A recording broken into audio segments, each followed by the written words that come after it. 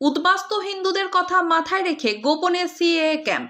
Jhargram Raj college কলোনিতে হুলস্থুল, 3 সদস্যকে ঘিরে ক্ষোভ, পুলিশের তৎপরতায় বন্ধ হলো ক্যাম্প।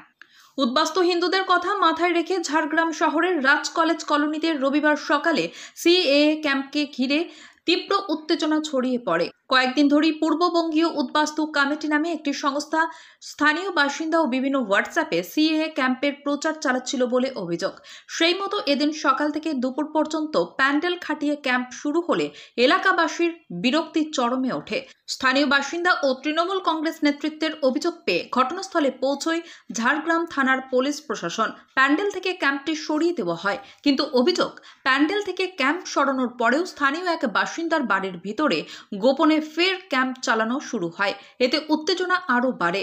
পরিস্থিতি সামাল দিতে ঘটনাস্থলে আসেন ঝাড়গ্রাম পৌরসভার 18 নম্বর ওয়ার্ডের কাউন্সিলর গৌতম মাহাতো ও ঝাড়গ্রাম শহর তৃণমূল কংগ্রেসের সভাপতি নবু গোয়ালা।